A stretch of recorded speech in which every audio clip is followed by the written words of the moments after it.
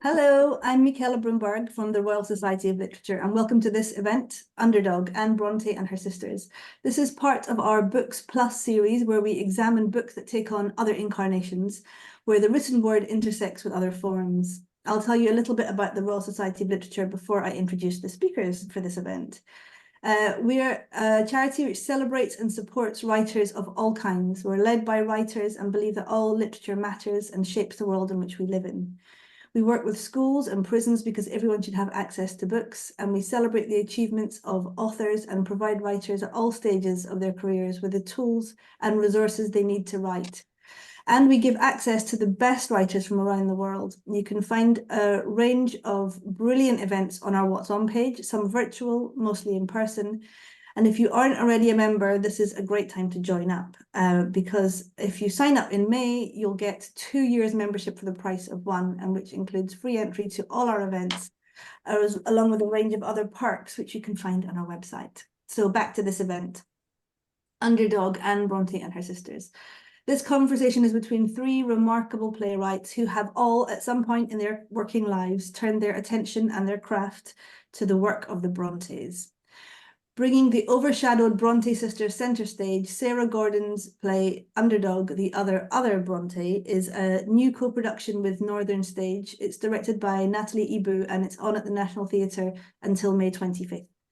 Chairing the discussion is Polly Teale. She is an art psychotherapist and former artistic director of Shared Experience Theatre Company, whose groundbreaking productions included the multi-award-winning trilogy Brontë, Jane Eyre, and After Mrs. Rochester. They were seismic productions which shaped my own interactions with the text.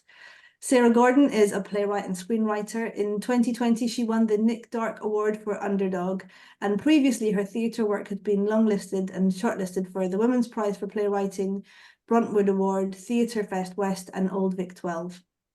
Samantha Ellis is the author of How to Be a Heroine and Take Courage, Anne Brontë and the Art of Life.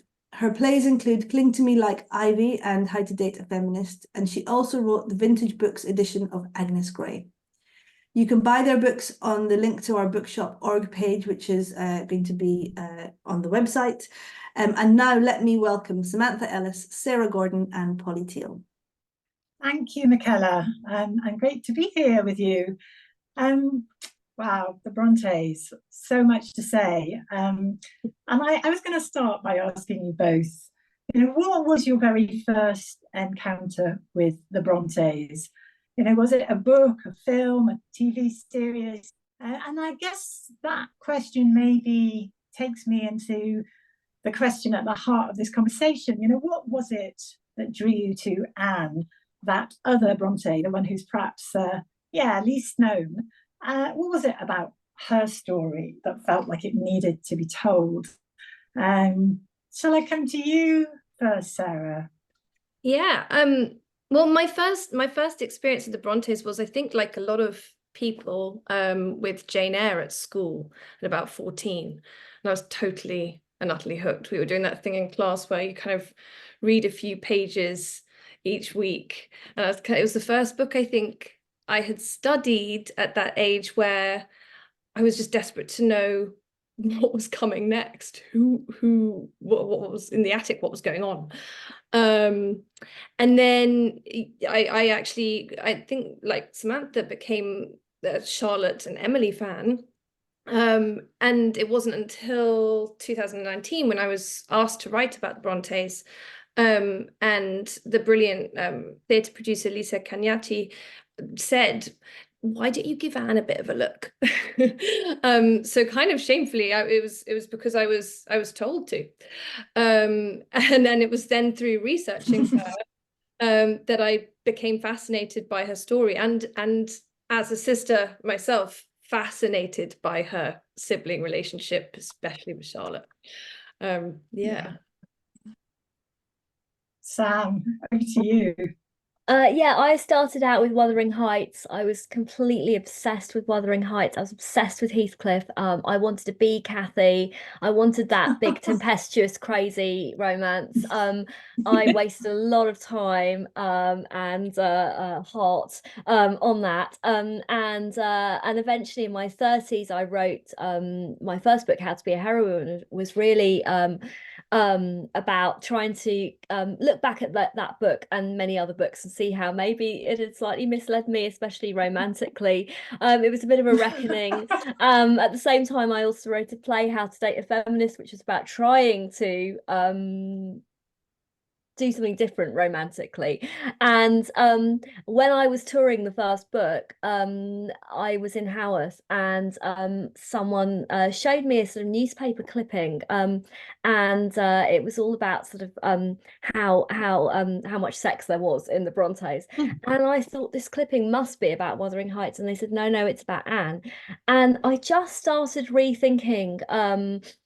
I was also shown her last letter, and I'd been led to believe she was this kind of meek, kind of tragic, kind of pious, kind of boring, that she wanted to die young. Is the very much the impression you get from Charlotte's writing about her and from many of the biographies. And the letter is absolutely striving and raging and full of life. And I just thought, I haven't thought about Anne. How have I not thought about Anne? And that's why I wanted to write a biography of her and just spend some time in her sort of company, which I think I'm still doing. I'm still very much with Anne here. Yeah, Sam, you write really beautifully in your book about the way that women, and perhaps particularly single childless women, can get kind of stereotyped. And that image of Anne as the sort of long-suffering, pious, self-sacrificing Bronte seems really hard to reconcile with her writing, doesn't it? Which is so sort of fierce in its critique, in the way that women were shackled to men by law, unable to leave abusive husbands, discriminated against, because they had property rights, and almost impossible to be independent. And she had a real sense of mission, actually, didn't she? I mean, she risked harsh criticism for challenging social norms. And yeah, she, in today's terms, she might have been a kind of campaigner and activist, mightn't she? So it's kind of, yeah, it's curious, isn't it, that she's somehow gone into the collective consciousness as meek or mild, or the mouse of the family. What do you make of that, Sam? Well, I mean, I think, as Sarah said, the sibling rivalry is quite key. I mean, people get very upset because, we all love Jane Eyre and we all love Charlotte, but when it came to Anne, I think there were some issues.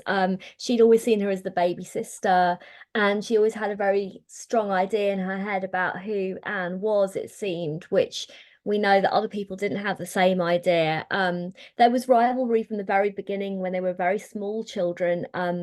Emily and Anne broke away from Charlotte and Branwell, who they'd all been creating this kind of imaginary world together. And Emily and Anne broke away and created their own world, which we think was a bit more feminist, a bit more angry. The women had adventures. The men were less kind of Heathcliff and Rochester-y, if that makes sense. So it started early on, this sort of rivalry. But what happened later was that, of course, Charlotte was left grieving and alone, having lost all of her siblings, and she was really she was in charge of what was left, and she was the legal executor, but she also had to sort of face the public, who suddenly knew who these anonymous writers were, that they were these three sisters. And she really, really did not want Anne's second book, The Tenant of Wildfell Hall, to be reprinted. It was inspired by Branwell, their brother, having been an alcoholic and a drug addict, and having had a terrible, terrible love affair that had ruined him and lost him his job, and Anne had to leave her job because of it. So the whole family had been sort of disrupted and destroyed by this destructive man, really, who you know, you can, I mean, he has shades of Heathcliff and shades of Rochester there. And Anne wrote about how awful that was, and Charlotte did not want this to be reprinted. It was a bestseller at Anne's death, and she was asked if it could be reprinted, and she said no. And she also wrote a sort of mini obituary of both of her sisters, where she sort of cast Emily as this kind of crazy wild genius who didn't know what she was doing, and Anne as someone who was kind of brooding on a story that was just too morbid and horrible for her, and was, I think the words are, an entire mistake. So the book just wasn't available for many years after Anne's death, and then it was available in this kind of terribly edited form that got rid of a lot of its genius and fire and anger. And everyone who wanted to read about Anne read that she was this kind of meek, pious person who wanted to die young. And I think that's stuck, really. I have to say, your writing about her, of course she didn't want to die young, is something that I found so galvanizing and inspiring. Like, of course, no one's that pious, surely, that they don't. I think as writing her or writing about her, I think we often struggle with allowing that kind of duality in a person, particularly a female character, or, you know, a study of a woman, you know, to be both. You can be shy and feisty. Yes. You can be pious and not want to die. Yes, absolutely. I mean, I think it's a very Victorian take on a young woman dying, you know, that she might want to die. But you know, we don't have many of Anne's letters, but what we do have, it's very, and that last letter, it's very clear that she wants to live. And also her last letter is about going to Scarborough, where of course she did die. But she was going to try to see if it would help her, and that was a recognized cure. I mean, it wasn't a crazy thing to do. It was a recognized cure, you know. So I feel, you know, we need to kind of look at that evidence as well. Yeah, and I guess I'm desperate to ask you, you know, because I very much come down on Charlotte's motives for sort of stopping that, and I found it very poignant reading, you know, how she tries to not let her go and then does go with her, and Yes, how much of that is her protecting her sister, and how much of it, you know, how much of it is just underestimating her throughout her life, and especially with her death. I mean, I think it's impossible to know, and Charlotte's already grieving her brother and her sister, and you know, I mean, I would never judge someone for the decisions they make at that time, and I know you wouldn't either, but I think that question of whether to go to Scarborough or not is, you know, I mean, she knows there's a chance that her sister will die there, and that's a very difficult decision. Then if that happens, she may not be able to bring her home to be buried at Haworth, which is what happened. She was buried in Scarborough. I can see why Charlotte hesitated, you know, and I can see why she wasn't sure. But it was what Anne wanted, and she did get what she wanted. She died looking out at the sea, which she loved. So, you know. I wonder if we could talk a little bit, because I was interested actually, Sarah, in the degree to which you focus on the competition and jealousy between the siblings. And I think it's something that actually we don't talk about that much, do we? Just how fierce sibling rivalry can be. And also, I think in your play, it's really clear that the men are the gatekeepers of the literary world, you know, and you have the scene, don't you, where Anne's really angry with Charlotte for writing Jane Eyre, a book about a governess, you know, because she's written a book about a governess. And there's that sense that, you know, there can only be one governess novel, you know, even if they're completely different.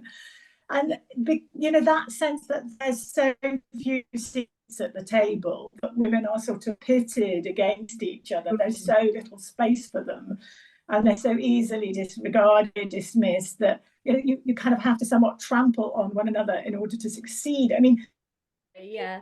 Yeah, Sybil, it's interesting because I see a lot of my sister in Anne as someone who is quite a demure person, but who is fiercely intelligent and who is my personal idol. Somewhat obnoxiously, we never have had any rivalry.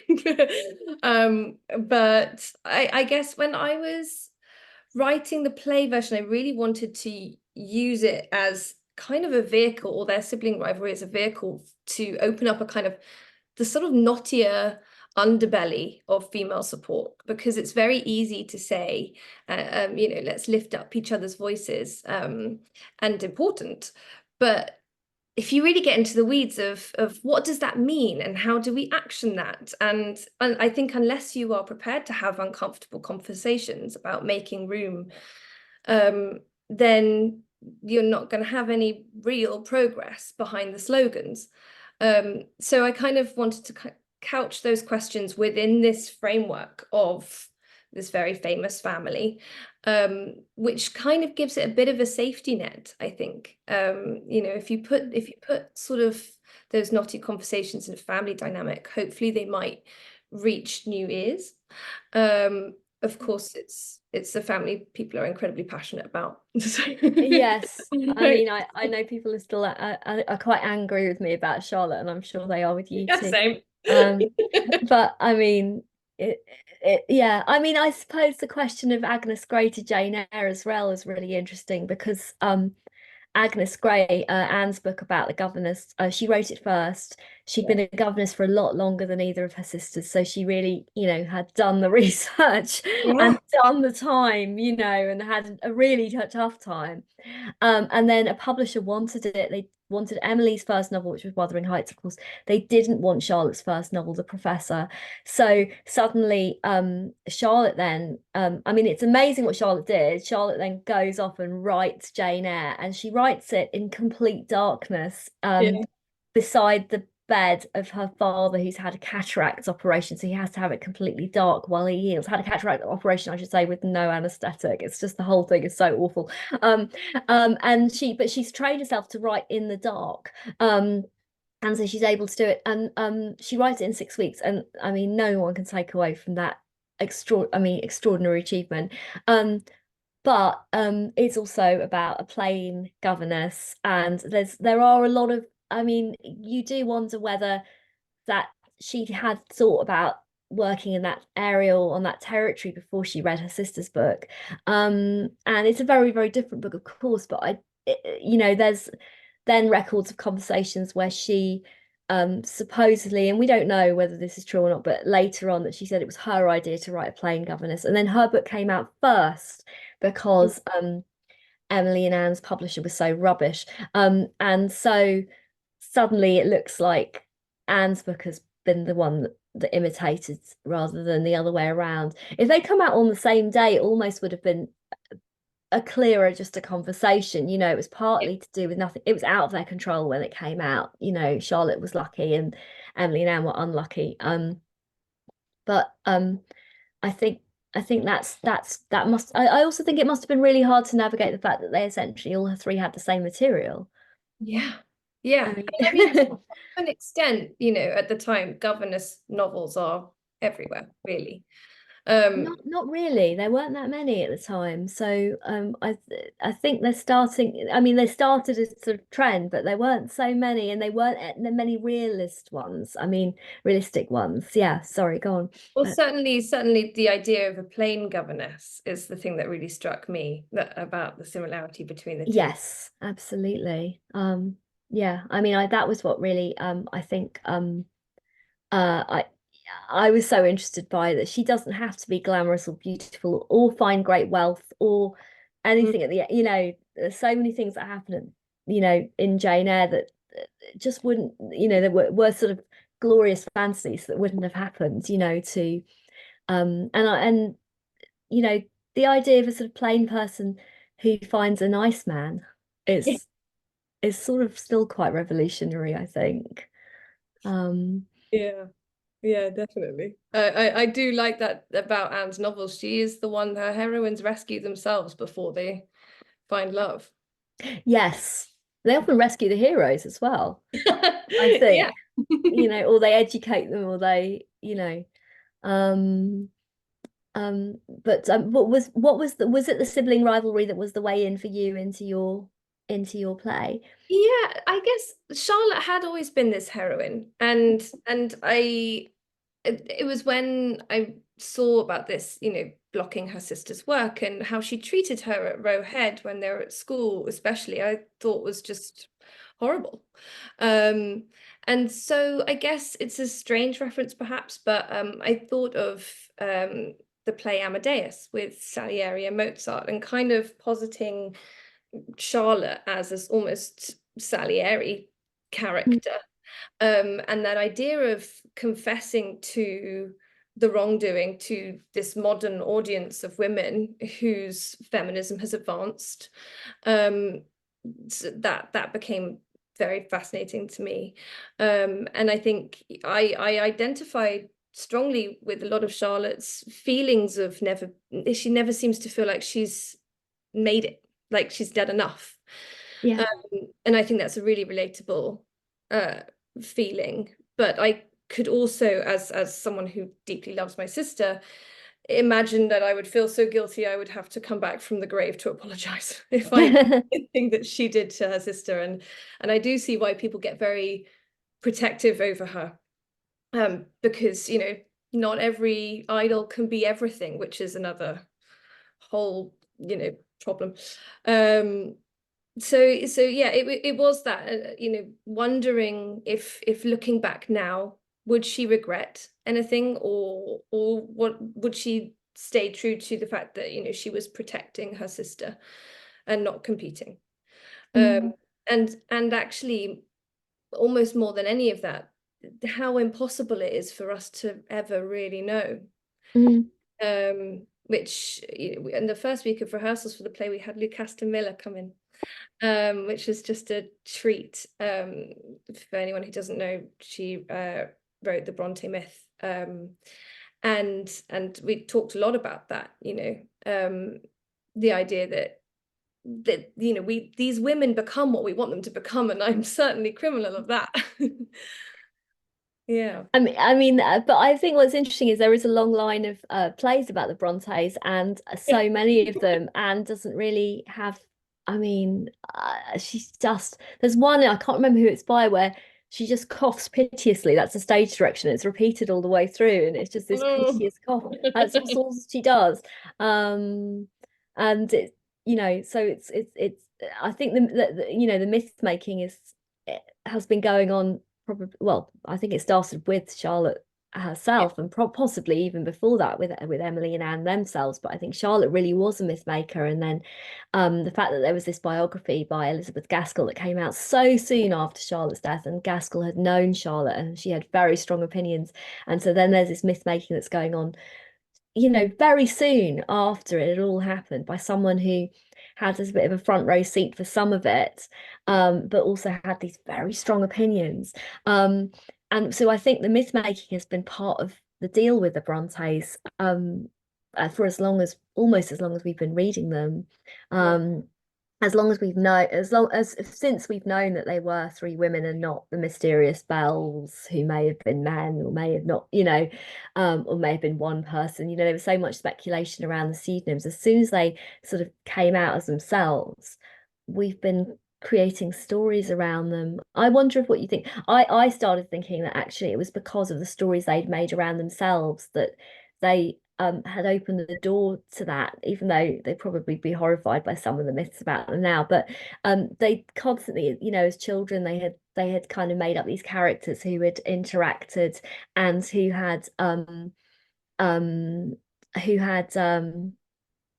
written each other letters, written each other love letters, written each other poems, and gone on adventures together, and characters from one story would wander into another. So they would play these roles. They would act. I mean, I think theatre's very right for the Brontes, because they as children they would write by improvising, by acting it out. So from very early on they were making myths, making characters, creating stories, and I think that sort of that then continues, and that maybe, I don't know, do you think that opens a door for us to Definitely. I think it's a very, and I think it's very, almost feels very modern, to be sort of mythologizing yourself during your own lifetime. Yeah. You know, and the struggle with Charlotte, this is very classic. We're here to talk about Anne, and it's becoming but her sort of moving from this kind of brash Carabelle persona to this ultra feminine persona later, and this kind of demure, and sort of working out which is the most acceptable and way to be. I think just, you know, if you're adapting something, if you're starting to write something about them, and it's all about reading between the lines of what you've been given, then she gives us nothing but massive gaps. Yes. So yeah, their own mythology that they've created is just a perfect springboard for fandom. I've just seen in the chat, we've got a question. Oh yes. Right, hold on. Polly's dropped out. So we've been asked, how do the relationships between the sisters translate onto the stage? How is Anne's voice portrayed differently to past plays? Well, I mean, for me, the main thing is I've put them in, they've used modern vernacular, they use modern speech. By the time that I had started writing, I realized that there were so many plays about the Brontes that was incredibly intimidating, but also very liberating, in that, you know, you've not found this, you know, unearthed gem of a story that you're the only person to shine a light on, so you kind of have a responsibility to play more, I think. And so the challenge, I think, with any bit of writing, as I said before, is you know, trying to get the duality of someone's character, especially with Anne, and how she's being presented in Underdog is through Charlotte's point of view for most of the play, until the character starts to rebel against that point of view. So our actress Rhiannon does the most incredible job at playing those layers, you know, moving from Charlotte's perception of her as how we are told she is, which is as a mouse and pious and quiet and good, to actually saying, no, I wasn't like this. Yeah, so she's definitely spicier. What about you, Samantha? I mean, in terms of the relationship with the sisters, I mean, I found Anne's own writing was very, I mean, her own, oh, Polly's back, hopefully. I mean, for example, the preface she wrote to the second edition of the Tent of Wildfell Hall is so bold, and she very much kind of stakes her claim, to be taken on her own terms. And that to me was sort of the core of her sort of character, as I sort of, I mean, I suppose when you write biographies, it is like writing a character, because you sort of have to make them up a little bit yourself. You have to, I wanted to try and encounter her. It's really interesting what you say about the modern vernacular, because I felt with mine that I wanted to try and encounter her now as a person, as a woman myself now, in the 21st century, and to try to meet her on that level, and not to be, I don't know, just to try and meet her as a sort of whole person. And I did feel that she had a lot to say that was very modern and was very radical. And so yeah, I mean, it did feel like it did feel very much like she was in the round, where in some of the biographies I had felt, not all the biographies, I mean, Juliet Barker, for example, her wonderful biography, The Brontes, gives Anne a lot of space. And you know, there are a lot of feminist critics who, since the 1960s, really have been kind of giving Anne voice and creating almost a kind of latter-day sort of sisterhood for her. But often I felt she was very flat and kind of in the background,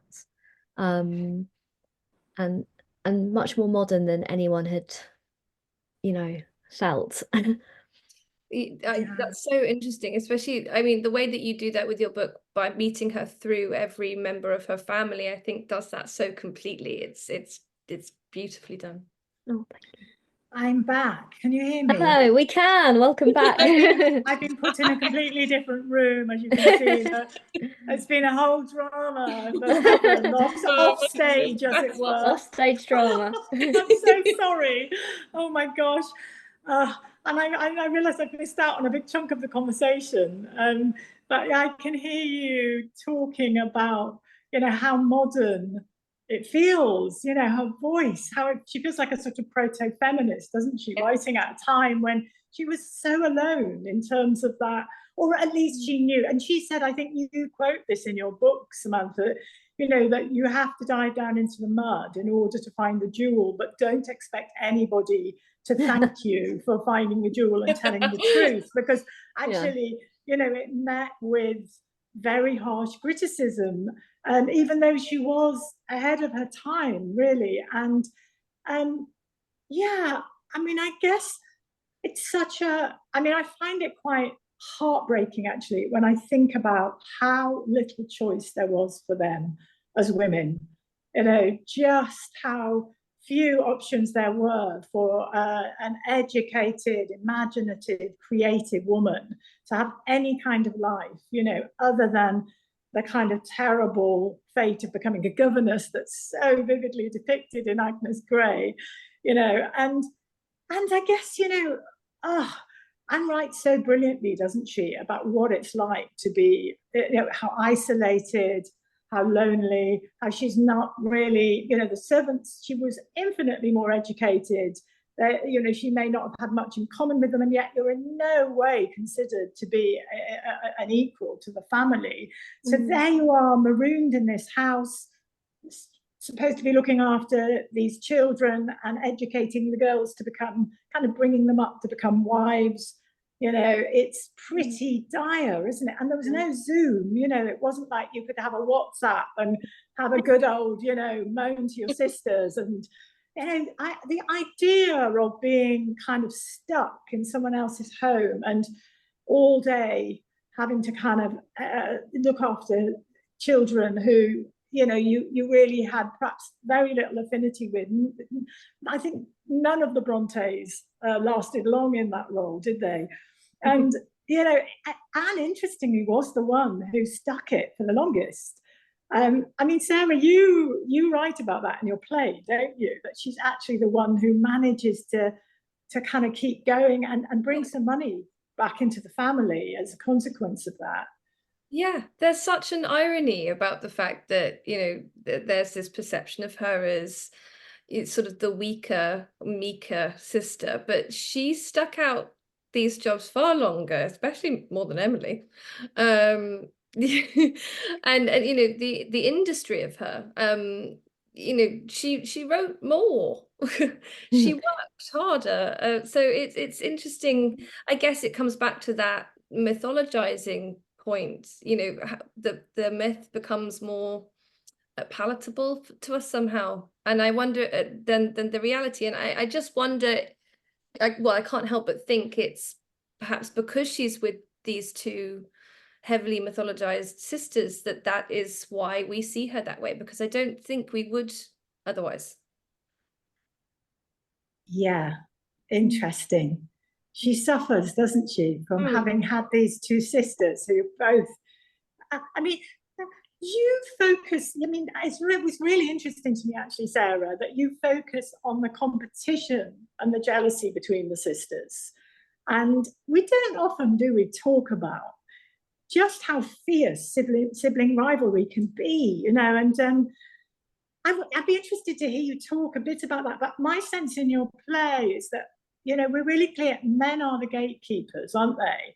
And Anne's anger at Charlotte for writing another book about a governess is partly because it's like there's no space for two books about governesses, because there's so little, there isn't a place at the table. They're in direct competition, in a way, pitted against each other for the tiny little bit of potential airtime they might get. And it can be so easily sort of just disregarded, dismissed. Do you think, does that still resonate for us, do you think, in some way, as women now? I definitely think it does. I was saying earlier, I think it's very easy to talk in sort of lovely slogans about lifting each other up, and I definitely believe them. But I think it's important to examine where female support meets female competition. And I think, you know, the play goes into a lot of their competitive instincts and sort of fighting for that one seat at the table. But there's also the suggestion that without that maybe they wouldn't have made such brilliant work. Maybe that's part of the play. You know, they should be allowed to compete and overwrite each other, and like siblings do. It's yeah, it can be fun. I mean, I think I agree. I think they enjoyed rewriting each other's stories. I think they enjoyed, I mean, you know, the description of how they wrote, where they would read out bits and then they would walk round and round and round the dining table for hours, kind of talking it all through. I mean, it's the best writers' workshop that has ever existed in the history of the world, right? I mean, we all would like to have one evening of just sharing our stuff with those guys, you know, just like sit back. Can you imagine? I mean, and they all really critiqued each other's work on the page, off the page. That was part of it. I mean, I think one of the reasons Lieutenant Walthall is so great is because she'd read 2 books about 2 women who fell for these dangerous, charming men. And she did not like how they had done it, and she wanted to do it differently. But maybe if she hadn't read those 2 books by her sisters and read them in drafts and gone, no, you're not going to do that. Oh my God, you've done this. You know, maybe she wouldn't then have written her own, in which, you know, she wouldn't have had the idea of doing. I don't know. I mean, we've, you know, it's something very exciting about the idea of going, oh, there's another way to do this, and I'm going to. Gosh, I love that, the way you've just described that, because, you know, of course, it always shocks me when I remember that the local library was for men and boys only. You know, remembering that women were not expected to read, or only a very, you know, a little selection of appropriately chosen reading. And of course, they did. They read everything that Branwell and their father read. And that was unusual. But you're so right. Of course, they were listening to each other's work, and they were fired up, weren't they? They were inspired by one another's writing. They were, in a way, in a dialogue with one another, like a kind of literary cauldron where they were feeding off each other's imagination and reacting to each other's work. Wow, that's quite an exciting thought, actually, isn't it? I mean, I think Charlotte continued that, because I think Villette, which she of course writes later after the other 2 have died, is a much more bolder, more angry, edgy novel than, you know, she's trying to continue the conversation, and unfortunately she's the only one having it. But it is a conversation with Anne's work and with Wuthering Heights, I think. I don't know. Gosh, I'd love to think it was.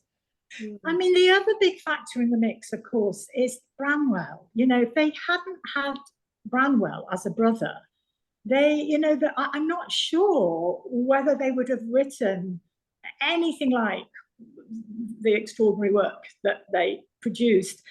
And, you know, I wonder to what extent Branwell was an inspiration for much of what Emily wrote about the kind of toxicity of gender roles. In fact, Sarah Ann has a speech in your play, doesn't she, defending Branwell.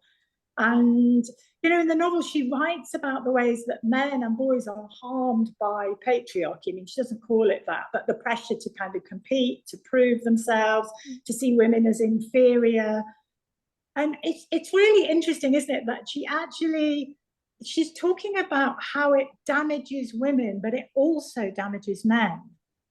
Totally. That system of teaching men to only, you know, be a certain sort of toxic masculine way is damaging to men just as much as it is to women, especially sort of what you could argue is a very sensitive soul. I think that's a polite word for Branwell. And they suffer for it.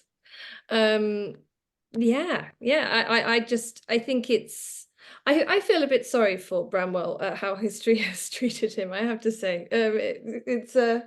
He gave everything a bit of a go and didn't do well at much. But you know, there is that tension between you know, feeling sorry for this guy who arguably really does did suffer for those masculine constraints, but also, you know, he's then got three geniuses hiding their works from him. Yeah. Yeah. I think there's I think in your play I was really interested by his you know, the pressure to be the breadwinner, you know, that he has, and you know, there's a lot of people to support there, you know, it's a big family, and they don't seem to be, you know, going off and, apart from Anne, getting jobs very often. And I mean, Charlotte also works for a while, and you know, but they seem to not be going off and getting married. They seem to not be going and sorting themselves out, and he's still, you know, and I think I mean, for me, the most shocking thing that I read in all of Anne's work was when, in the Tenant Vulva Hall, at the beginning of it, the little boy, the heroine's son, has been given so much alcohol by his father, and he's about 5 or 6, that he's an alcoholic, and she has to treat him with kind of she has to give him stuff that makes him feel sick whenever he drinks, so that he stops, you know. It's kind of, you know, the Victorian version of what's it called, anti-abuse, that people use now. I mean, it is but he's an alcoholic, and he's a child, he's a tiny boy, he's a small child, and her father's like, oh, you know, he's a boy, he's got a great, and it's so shocking. I mean, it's quite sort of downplayed in the text, but actually that's what we're talking about. That's the sort of toxic level of what we're talking about, which, I mean, it's still happening in different ways today, of course. I mean, but when you see this little child, it's really, that still upsets me. Yeah. It's really dark material, isn't it? She's daring to, as you know, her image of going down into the mud in order to find the truth. And of course, with Branwell, they did witness, didn't they? You know, they saw him descend into addiction, you know, this very self-destructive part. And of course, they started out with such hopes for him, didn't they? And part of the sadness is, in a way, because they were so constrained in what was possible for them, they initially poured all their ambition into him. And it feels like such a sort of tragic combination, doesn't it? That somehow then he had to carry the weight of all this expectation on his shoulders, and it almost inevitably, I mean, it's a huge pressure, isn't it, when you've got an entire family looking at you, expecting you to do something extraordinary. So in a way, the fact there was this sort of invisibility, there was no expectation, kind of gave them a sort of freedom, didn't it?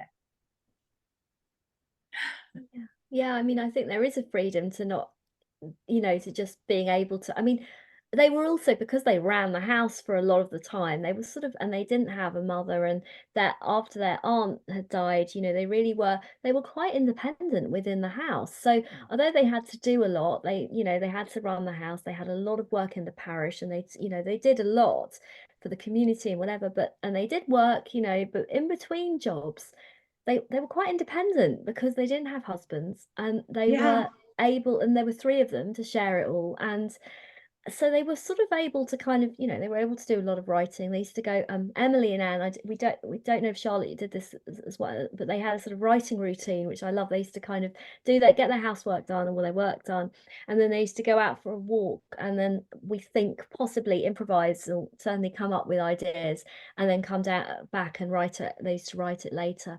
So they had this kind of routine for their day, which, you know, it's pretty good, really. It's pretty independent. Because I guess, as you say, no one was looking at them, you know.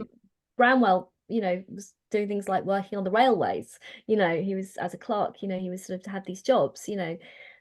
They weren't able to get those jobs, they weren't getting those jobs, you know. Do you know, one of the things I always find fascinating is, of course, the surface of their lives. If you look at the actual events, you know, it was probably a pretty dreary round of chores, wasn't it? And in those days, kind of cooking, cleaning, sewing, washing was pretty time consuming. None of the modern appliances that mean things get done quickly, no takeaways, you know. So they were, you know, that would have taken up, as you say, a certain amount of the day. And then well, I suppose the challenge in trying to put them on stage is, you know, how do you capture not just the, you know, because of course that's fascinating, the kind of outward reality of their lives, and all the constraints of the world they were living in and the specificity of it. But we want to know about, if we're going to meet the Brontes on stage, we want to get a sense of their writing, their imagination, their rich, creative inner worlds. And for me, that was one of the biggest challenges. I don't know what you both felt about that. Yeah, Sarah, do you want to go first? Yeah, I mean, that is such a challenge, and I think it really comes down to making a choice about what, you know, your small part of this massive Bronte conversation is going to be with this one play. And I think for me, my goal tonally, I suppose, was to remember that they are three sisters, and although we have that vague witchy thing about women in groups of three, and they did all die narratively really inconveniently close together, that they would have had fun together. They would have, you know, like you say, walking on the moors and creating. And I think trying to capture that, and to not just memorialize them as, you know, having this sort of tragic cloud over them, and try and find a way of bringing a bit of that humanity back in, I thought was my sort of main motive. Mm-hmm. Sam, how about you? Well, I mean, obviously I was writing a biography, so I didn't have to get them up and doing things. It was much easier. But I'm also very interested in their kind of, I was very interested in actually some of their sort of parish work and what it brought them into contact with, you know. And there's a theory that the tenant of Wildfell Hall was partly inspired also by this woman who came to see their father, Patrick, because she'd been in an abusive marriage, and she'd been with an alcoholic and a philanderer. She had a terrible time, and it's possible that the sisters were in on this, what would have been quite a shocking conversation, because what happened was Patrick advised this woman, although it was illegal and also against church teachings, she advised him to leave. He advised her to leave her husband, and she didn't. And then she came back and said, I should have left. And what had happened was he had eventually left. He left her penniless with her kids, and with a sexually transmitted disease that he'd given her. So, and you know, really shocking. And I just thought this was really interesting, because we think of them as being so sheltered, and actually you know, these kind of demure, meek Victorian women, you know, but actually they're hearing quite strong stuff as a result of, you know, they're at deathbeds, they're helping people. I mean, you know, they would have been expected to do a lot of that along with their father. And also he often gets a bad rap, but very unconventional, very he also faced a lot of racism, you know, as an Irish immigrant. He has a strong accent. At one point he was he had to take eye drops which contained alcohol, and he carried the letter from his doctor with him everywhere he went, because people was, you know, muttering about the smell of alcohol on him for his eye drops. You know, Branwell's was burned in effigy on Main Street in Haworth with a kind of potato in one hand and a herring in the other, because people were angry with him. And this is the level of, you know, sort of anti-Irish kind of feeling that was still going on. And he was very they were part of a community, and they were very, and I was very interested with how involved they were, and how their father kind of allowed these conversations to happen within the home, which I think, you know, made them more open and aware. Yeah, I mean, I think you're right that they were exposed, actually. I mean, not only did they have a brother who became an alcoholic, an addict, who, you know, they watched descend into, you know, what we've now say very severe mental health issues. And, you know, and but as you say, because of their father's job, they were seeing the rough end of life, weren't they? We're seeing people who were, you know, kind of desperate, or, you know, in need of support and help. And so the idea that they, although they're, in some ways, of course, their life experience was limited, in some ways it was, you know, they really did witness all kinds of, the most sort of trauma, if you like. And they wrote about it. I mean, interestingly, when I was writing my play, because there's so much material, isn't there? When you start, you think, oh my goodness, there's all the biographies, there's all the novels, there's Howarth, the library there's all the critical opinion. And you think, where do you begin? And I took a while to sort of formulate this question for myself. And I'm going to share it with you because I'm interested to know whether you had a particular question, or was there something that you were trying to, tease out or unlock or understand in the process of writing. And my question was this. It was that how was it possible that three relatively poor, plain spinsters, and I use that word knowingly because, as we know, to be unmarried at that time was to be something of a second-class citizen. So, how was it possible that these spinsters who lived in relatively isolated on the Yorkshire moors and had pretty limited life experience, and as far as we know, no sexual experience, how did they manage to write some of the most passionately charged, even erotic literature of all time? That was my question. And every single thing I wrote every scene had to be about answering that question. And it absolutely fascinated me. But I think you've partly answered it when you talk about what they were exposed to because of their father's work and what they were exposed to through Branwell. And of course, we know it was very unusual that they were educated in the way that they were and that they read so widely. But I mean, I'm curious for you, each of you. I mean, was there something that you were trying to understand or process or address what was the spur? And was there a question? Do you want to go, Sarah? There were a few. I think well, my central question for the play as a whole would be more modern focused, which would be that it's really about where does female support meet female competition, and kind of using these sisters as a kind of vehicle for that. So I guess within that, my question about the Brontes was really trying to work out for myself inconclusively if Charlotte's motives around protecting and competing with her sister, and everything kind of coming back to that, and if she would feel the same now as that she did then. That's really interesting. Protecting and competing. What really the tension of those opposites. How interesting. Sam, over to you.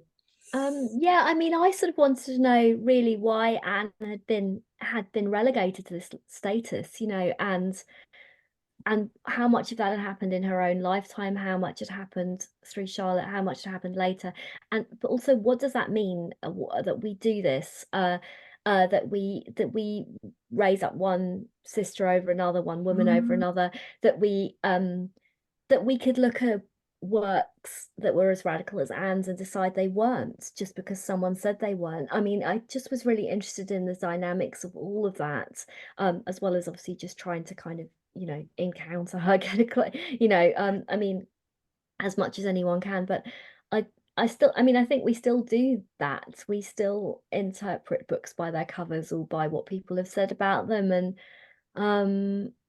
I've just wanted to look at, I mean, as I also no answers, but it's an interesting question. Well, do you think, I mean, I sometimes ask myself, I wonder if Anne could be sort of teleported forward in time to London today, what would she have made of our modern world, do you think? Would she think her ambition for men and women to have greater equality had been somewhat achieved? How much ground's been gained in that battle? I don't know. Sarah, over to you. What do you think? Really good question. I mean, I think she couldn't help but be pleased that I hope we've come some way. I wonder if the pious anti-alcohol Anne would be too thrilled by but no, I actually I'm I would like to have Anne as a voice in the room with a lot of discussions that we're having. I think she would, no matter what she thought about society, I think she would retain her sort of feisty activist spirit. I like that, a spicy activist spirit. That's definitely a good way of describing it. Sam, over to you. Yeah, I can imagine she would have become an activist. I mean, I thought she would have maybe become an activist even in her own life if she had lived in her own time, if she had lived longer. There were women who did. I think she'd be really interested in a lot of social justice movements now. I think she would feel the work hasn't been done. Let's face it. It hasn't. I mean, it had. I agree. We have done something, but I think she'd be very interested. She writes really well about cruelty to animals. I think she'd be very engaged with that. She writes really well about children, and cruelty to children. I think she'd be really working on that. Although she never married, she was very interested in the reform of divorce law. Again, something I think she would be bang on, the ways that is still failing women in abusive marriages. There's so many things. Education she was interested in. You could just imagine her being one of those amazing campaigners who throws their voice and their weight behind whatever really speaks to them. And yeah, I would also love her voice to be active now. Wow. I've got one more question because I'm aware we're coming towards the end of time, but Sarah, I thought your set was amazing.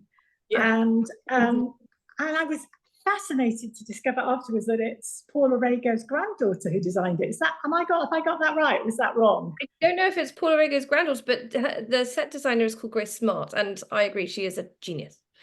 Okay, maybe I've got that completely wrong, that bit. But I don't know where I got that from. Somebody said it, but it was such a kind of extraordinary environment, and it was so fascinating, this idea. Well, actually, you describe it. You can describe it better than me, I'm sure.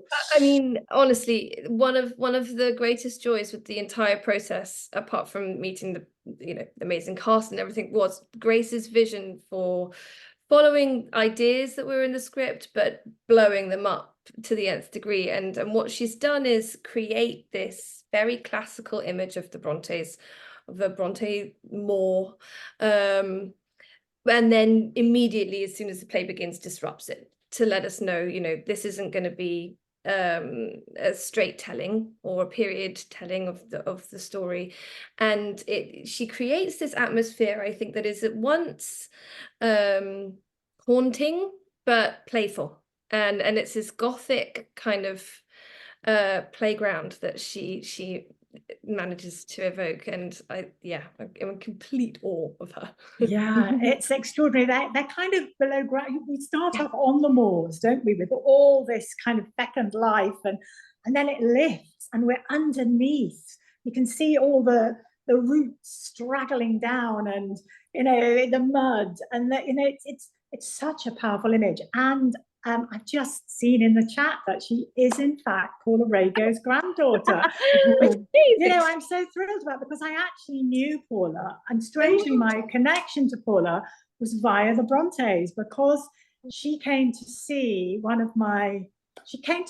Mrs. Rochester and sent me the most amazing letter afterwards, which was illustrated, and of course I have it, it's on my wall, framed, and then she invited me to go to her studio, and we had a friendship over several years, and it was I just think Paula would have loved that.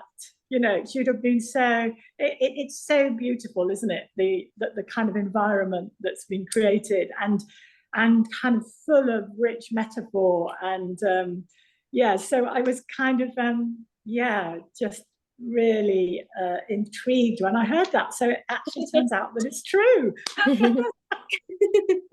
Oh, how lovely. Wow. I mean, I think we're coming towards the end of time, and I'm where I've kind of come and gone, and I hope I haven't repeated questions that things you'd already. I don't know whether there's anything that you'd really like to say before we finish, or it's been a real pleasure to meet, and how Lovely. fantastic to get a chance to talk about Anne, you know, and really almost like reclaim her. And I love this image of her as a sort of spicy activist. At the beginning, Michaela talked about writers that shape the world we live in. And it really does feel like that was, she wanted to shape the world we live in, didn't she? She had that kind of, that fierce campaigning passion to make a better world for women. And actually we're the recipients, of some of that, aren't we? Here we are writing plays and books and doing Zooms that they would not have had the chance to do. So thank you, Anne. Yeah, thank you, Anne. Yeah, thank you, Anne. That's a lovely way to end.